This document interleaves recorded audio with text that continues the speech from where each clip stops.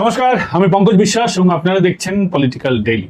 তৃণমূল তো ভেঙে যাবে, এটা তো আমরা সকলেই জানি। তৃণমূল আসলে ভেঙে গেছে। তৃণমূল কংগ্রেস আর এখন রাজনৈতিক দল হিসেবে বেঁচেই নেই। আগামী দিনে কয়েক মাসের মধ্যে তৃণমূল কংগ্রেস বিধানসভায় তার যে বিরোধী দলের তকমা ওটা হারাতে চলেছে। কারণ তৃণমূল কংগ্রেসের আর বিরোধী দল হিসেবে ধরে রাখতে গেলে যে পরিমাণ বিধায়ক সংখ্যা দরকার ওটা আর থাকবে না, খুব বেশি দিন নেই। দুরকম বক্তব্য শোনা যাচ্ছে বিজেপির অন্দরে, যে 2-2.5 মাস 3 মাস কাউকে নেওয়া হবে না, আবার ভালো লোককে নিলে যে অসুবিধা নেই, এমনটাও বক্তব্য কিন্তু উঠে আসছে ভারতীয় জনতা পার্টির তরফ থেকে। তার মানে স্পষ্টভাবে বোঝা যাচ্ছে যে তারা তৃণমূলকে ভাঙার জন্য প্রয়োজনীয় যদি কোনো তৃণমূলের এমন কোনো মানুষ যার বিরুদ্ধে তেমন কোনো বড় দুর্নীতির অভিযোগ নেই, বিজেপি কর্মীদের মারধর করা, তাদের ঘরছাড়া করার অভিযোগ নেই, এমন যদি মানুষ থাকেন, তারা এমন মানুষকে অদূর ভবিষ্যতে দলে কিন্তু নিতে চলেছেন। বা আরেকটা ফর্মুলা উঠে আসছে, যেখানে বিজেপিতে সরাসরি না নিয়ে, যেটাকে আমরা বলি মহারাষ্ট্র মডেল, ঠিক তেমন ভাবেই তৃণমূলের একটা আলাদা দল তৈরি করে, তৃণমূলের একটা বি টিম তৈরি করে, যেমন ভাবে আরএসএস বা বিজেপি একটা সময় কংগ্রেস ভেঙে তৃণমূল কংগ্রেস তৈরিতে সহযোগিতা করেছিল। আমরা আজকে সকলেই জানি যে আরএসএস এবং বিজেপি এই তৃণমূল কংগ্রেস নামটা দিয়েছিল, তাদের সিম্বল এঁকে দিয়েছিল। এ নিয়ে বিস্তারিত বহু বই আছে, দীপক ঘোষের বই সহ অন্যান্য অনেকের বই আছে। অনেক নেতারা এই কথা জানেন, তারা আপনাদেরকে বলতে পারবেন। ফলে যেমন কংগ্রেসকে ভেঙে তৃণমূল তৈরি করেছিল বিজেপি, তেমনই বিজেপি অদূর ভবিষ্যতে তৃণমূলকে ভেঙে দিয়ে আর একটা নতুন কংগ্রেস বা নতুন তৃণমূল তৈরি করতে চলেছে।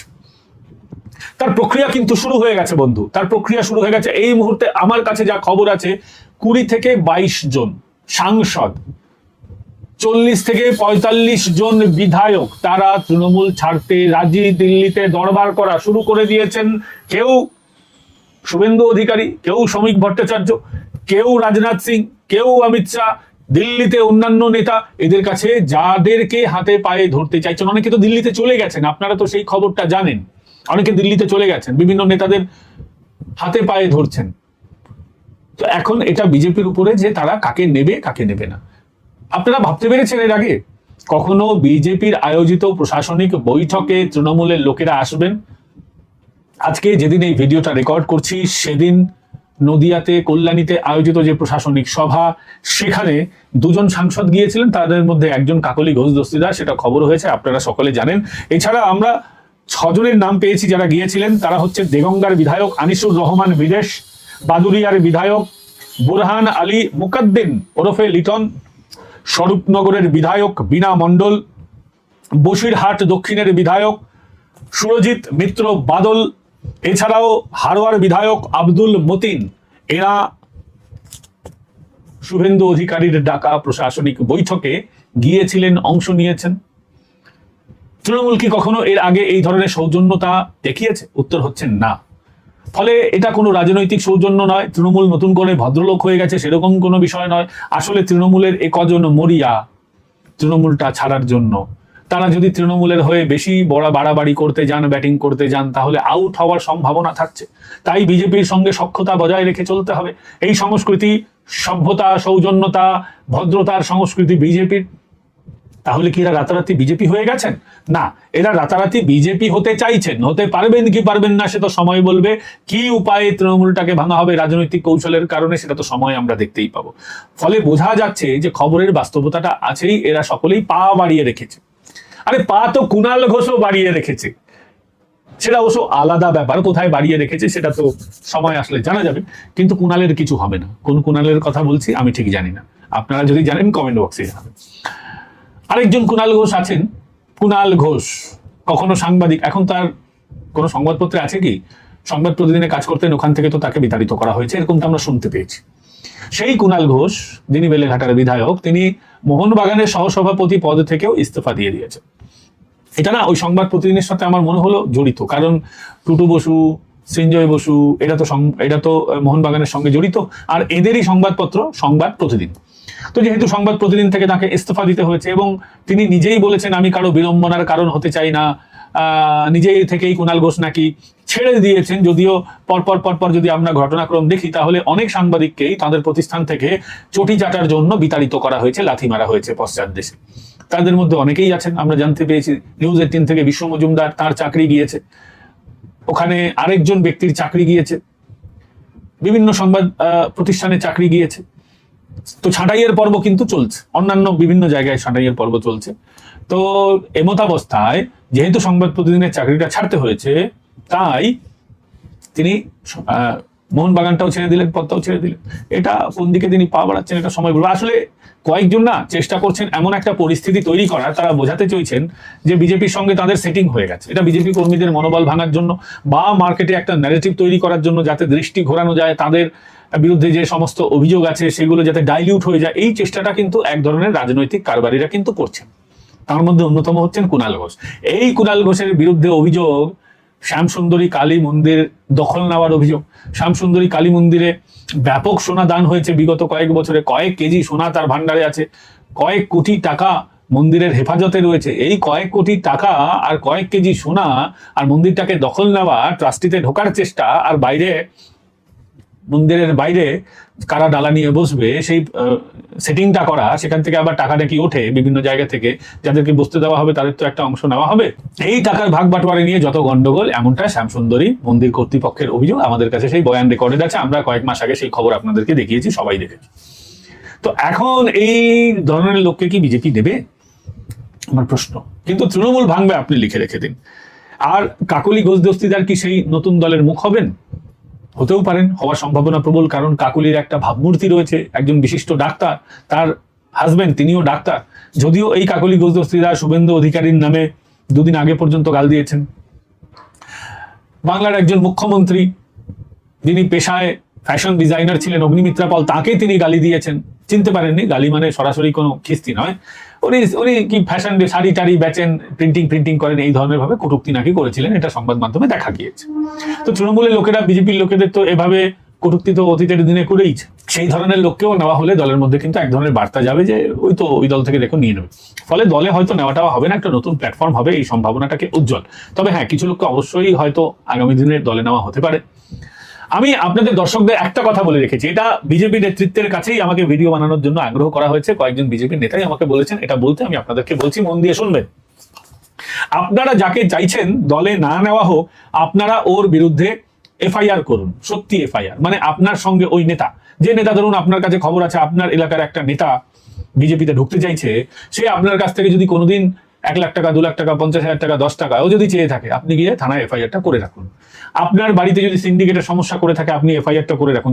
যাদের বিজেপিতে আপনি দেখতে চাইছেন না, তাদের বিরুদ্ধে মাল্টিপল এফআইআর, সত্যি এফআইআর যদি আপনারা করেন, প্রমাণ সহ করেন, তাহলে তার বিরুদ্ধে এফআইআর যদি থাকে, তাহলে হয়তো তাকে নেওয়া হবে না। তার কারণ বিজেপি ঠিক করছে আগামী দিনে এমন ব্যক্তিকেই নেওয়া হবে যাদের বিরুদ্ধে দলের মানুষদের ক্ষতি করার অভিযোগ থাকবে না, সাধারণ মানুষকে প্রতারণা করার অভিযোগ থাকবে না, যাদের বিরুদ্ধে তোলাবাজি, সিন্ডিকেট বাজির অভিযোগ থাকবে না, তাদেরকে নেবে। ফলে মাল্টিপল এফআইআর যদি, সত্যি এফআইআর যদি থাকে, প্রমাণ সহ এফআইআর যদি থাকে, তাহলে এমন ব্যক্তিকে দল নেবে না, ভাববে এমন ব্যক্তিকে দলে নেওয়ার আগে। এবং আপনারাও সেই সময় এফআইআর গুলো জমা দিলে বিষয়টা আপনাদের স্ট্রং হবে। ফলে আপনাদেরকে বলবো এটা কিন্তু আপনারা করে রাখুন, আপনাদেরই এতে উপকার হবে। যে সমস্ত তৃণমূলের নেতারা আপনাদের কাছ থেকে তোলা আদায় করেছে, বিজেপিতে ঢোকার চেষ্টা করছে, তাদের বিরুদ্ধে এফআইআর করে রাখুন। দেখুন, সোশ্যাল মিডিয়ায় লিখলে একটা আবহাওয়া তৈরি হবে, কিন্তু তেমন কাজের কাজটি কিন্তু হবে না। সোশ্যাল মিডিয়ায় বললে আপনি ওকে চিহ্নিত করে রাখতে পারেন, কিন্তু সেই চিহ্নিত করা থেকে কাজের কাজটা কি হবে? এফআইআর থাকলে আপনি দলকে দেখাতে পারবেন, দেখুন মশাই এতগুলো এফআইআর আছে, এই লোকটা ঠিক এরকম। থানায় যদি অভিযোগ থাকে, থানা তুলে নেবে। এদের মধ্যে বেশিরভাগ লোককে টপাটপ এখন যেমন তুলে নিলে তারপরে এরকম চোর চিটিংবাজকে বিজেপি নিতে ভাববে। তাই বলছি, আমার কথাটা শুনুন, এদের বিরুদ্ধে এফআইআর করে রাখুন। আপনারা দেখতে পাচ্ছেন বিজেপি আসার পরেই খেলাটা কেমন ঘুরে গেছে। রাস্তায় নামাজ পড়া বন্ধ, কি দারুণ শান্তি, মসজিদ নামাজ হচ্ছে, আজানটাও এখন অনেক জায়গায় আসতে হয়ে গেছে। সকালবেলা চিৎকার চেঁচামেচি নেই, ভোরবেলা 4টে-5টার সময়। বিকেলবেলা আপনি যখন দুপুরবেলা ভাত ঘুম দিচ্ছেন, হঠাৎ করে চিৎকার নেই। বিকেলবেলা সন্ধ্যা আরতির সময় ঠিক মাইক বাজানো নেই। রাস্তায় নামাজ পড়া তো নেই, দেখেছেনই, অনেক কিছু নেই। রাস্তায় দখল নেই, দখলগুলো উধাও হয়ে গেছে। তো আপনারা যে দেখতে পাচ্ছেন, তার মধ্যে আরেকটা জিনিস আপনারা দেখেছেন যে পিলপিল করে এই বাংলাদেশিরা আবার বাংলাদেশের দিকে পালাতে শুরু করেছে। আজকে দেখুন, এই যে ছবিটা দেখতে পাচ্ছেন, এটা হাকিমপুর সীমান্তের ছবি। হাকিমপুর সীমান্ত দিয়ে লোকজন কিন্তু বাংলাদেশের দিকে পালাতে শুরু করেছে। বাংলাদেশ পালানোর হিড়িক লেগে গেছে। এসআইআর সময় কিছু লোক পালিয়েছিল, আবার কিছু লোক ফেরত চলে এসেছিল। তাদের মধ্যে তারা ভেবেছে যে বিজেপি আসতে পারবে না, এসআইআর হচ্ছে, চলো ফিরে আসি, মমতা কিন্তু থেকে যাবে। এখন যখন মমতা নেই, বাংলাদেশিরা পালাচ্ছে, এদেরকে না জামাই আদর দিয়ে পালাতে সাহায্য করা হচ্ছে। এদের ধরে আগে বাটাম দেওয়া উচিত ছিল, যে ফেরত পরে আসার আগে যেন ভাবে উরি বাবা কি ব্যথা, উফ এই ব্যথা সহ্য করা যাচ্ছে না, এই জ্বালা আর নেওয়া যাচ্ছে না, এরকমটা দরকার ছিল। তবে ভালো যে লোকগুলো ওপারে চলে যাচ্ছে, সে লোকগুলো আর যাতে না আসতে পারে সেই ব্যবস্থা রাখতে হবে। কারণ আজকে দেখুন, আবার যাতে এরা না পালিয়ে আসে তার জন্য তো সীমান্তে তার কাটা দেওয়া হচ্ছে। বিজিবি বাধা দিচ্ছে, তার সত্ত্বেও বিজিবির বাধা সত্ত্বেও তার কাটা কিন্তু দেওয়া হচ্ছে, তার কাটা হবেই। এবার পুরো জায়গাটা যদি ঘিরে দেওয়া হয় তখন এইসব বাংলাদেশিরা আসতে পারবে না। এটা কিন্তু ভালো উদ্যোগ বলে আমরা মনে করি। এই হাকিমপুর সীমান্ত থেকে পালিয়ে যাওয়ার ছবি দারুণ লাগছে। সামনে ঈদ উল আজহা বা না আধা কিছু একটা বলে, মোট কথা হচ্ছে বাংলায় বকরিদ যাকে বলে, তার জন্য আমার সমস্ত মুসলিম ভাইয়াদের শুভেচ্ছা জানিয়ে বলি যে দেখুন কত ভালো লাগছে। বকরিদে আপনারা শুধু বকরিই কাটছেন, আপনাদেরও আনন্দ হচ্ছে, আমরা এই আনন্দে আপনাদের আরো সাধুবাদ জানাই।